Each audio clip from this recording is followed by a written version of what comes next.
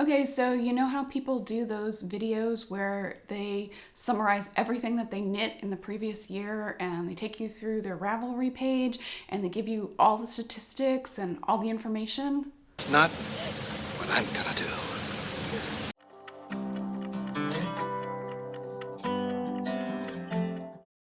Hi, welcome to Musing Maker. I'm Harriet, and this is the channel where I come to talk about things that I've been knitting and things that I've been thinking. And in this episode, I am going to tell you about a few of the things that I knit in 2024, but not all of them. There are two reasons for that.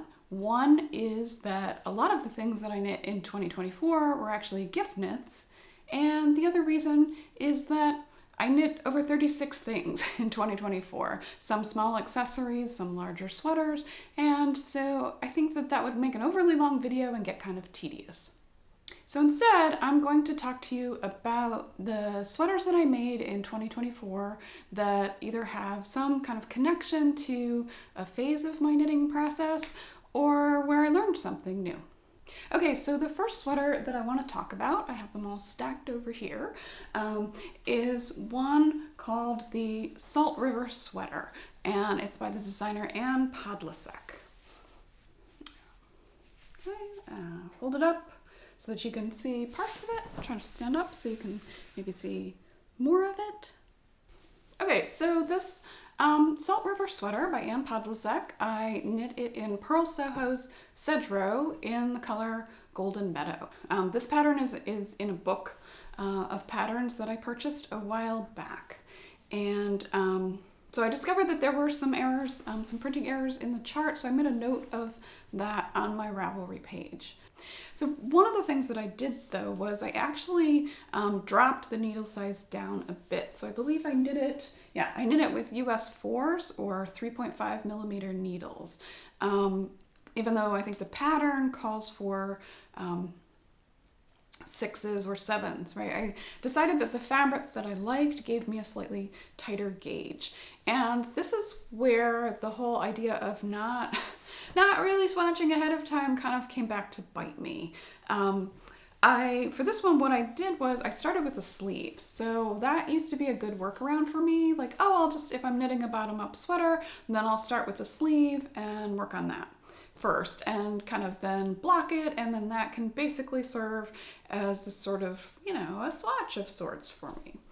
And that works okay in some cases, but I'm here to tell you when it doesn't work. And one place that it doesn't work is if, as you can see in this pattern, you have, one set of cables on the sleeve that is then repeated on the front, but what you don't have on the sleeve is this very elaborate, intricate cabling pattern down the center. So something that I've learned from participating in the Master Hand Knitter program is that, cables will cinch in a fabric. And so that's precisely what happened, right? I still love the fabric that I get on this, but I really should have knit to a slightly larger size if I was looking for a more oversized fit. Because what happened is, even though the sleeves were perfect when I kind of, checked them out for gauge and for size and for what I wanted, when I knitted the body, right, it kind of pulled the body in because of that extended cable pattern down the center of it. Luckily for me, it still fits. It's a little bit more fitted than I was sort of wanting a more oversized sweater. Okay, so fast forward a couple of months, and this was one of the last sweaters that I basically finished before it began to get a little bit too warm to wear warmish sweaters. So this is the Cravat by Caitlin Hunter, and the yarn that this is knit in is Knit Picks Capra DK, and I knit it in the colors Carbon, right, so that's the darker color, and Moonstone Heather is the lighter color. And this was a really fun and straightforward knit, and it's knit, Capra is a mixture, I believe, of wool and cashmere, so even though this is a short sleeve sweater, it's actually quite warm. And so it's sort of nice for that. I tend to wear it in the winter, kind of the way I'm wearing this cardigan that I'll talk about in a minute. Right, so I wear it with like a long sleeve. I pair it with a long sleeve. And then it fits, yeah, it's just nice. And so a couple of things about this. One is that this was the first time I'd ever worked with a cashmere blend. And so it is really lovely and really soft, but it's also a kind of delicate fabric. So it's sort of, I would not, I love this Knit Picks Capra. I don't think that I would use it for any sweater that I thought of as like a workhorse kind of sweater. Right. The other thing that I did in this, I took a little bit of a risk and I put bobbles on the sweater. I've talked about bobbles before in other videos, right? I think bobbles are one of those things that people either love them or they hate them.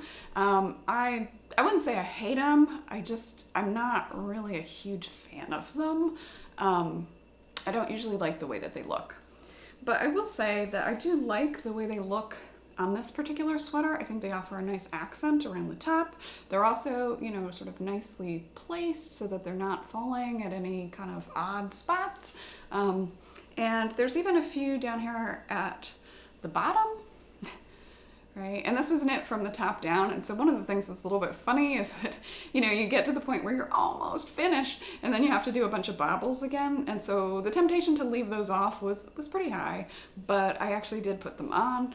And, you know, at first I wasn't sure that I was that keen on having, you know, bobbles at the base of the sweater like that. But over time it's kind of grown on me, and I do like that this sweater has a lot of texture. So this was, you know, this stands out for me as one of my 2024 knits because, you know, I incorporated a lot of bobbles, something I wouldn't normally do. I used a cashmere blend, something I had never done before. And yeah, it was kind of fun because I finished it in March, and as I said, I ended up having to kind of fold it and put it away because it quickly became too warm to wear this sweater, and so it was really nice to kind of come back to it in the fall. And that's often something that I'll sort of try to do in my knitting process is finish, you know, a warm sweater finished in early spring that I know I'm not going to get a lot of use out of. I like to kind of do that and then set it aside and come back to it in the fall. And there's a nice new sweater, almost like you've acquired a new sweater without shopping for a new sweater. Yeah, it's a nice little reminder to have in the fall. Okay, so I went to Knit City Toronto this year in May, and the sweater that I was working on was actually a stash busting sweater, and this is the Stripy Raglan. So the Stripy Raglan is a pattern by Heidi Kiermaier, and you'll hear about her again in a minute. And one of the things I liked about this sweater is that, you know, it was something, as I said, that I was working on when I went to Knit City, and I took a class at Knit City Toronto with Stephanie Pearl McPhee.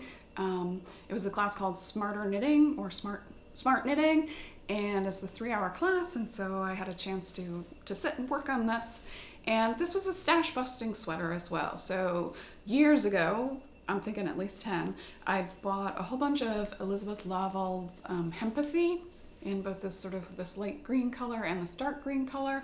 And, you know, I had originally thought that I'd be making 2 sweaters, one in each color. And then I saw this nice stripy raglan pattern by Heidi Kiermaier and decided that this was what I wanted to do. So I have a striped green sweater, and I love the color green, so yeah, this sweater floated my boat. So the colors that I used of Hempathy are color 81, which is a pale pistachio, and the dark color is color 88, called Palm Springs. And this ended up taking me a lot longer sort of than I thought it would. I mean, it knit up pretty quickly, and the body of it anyway.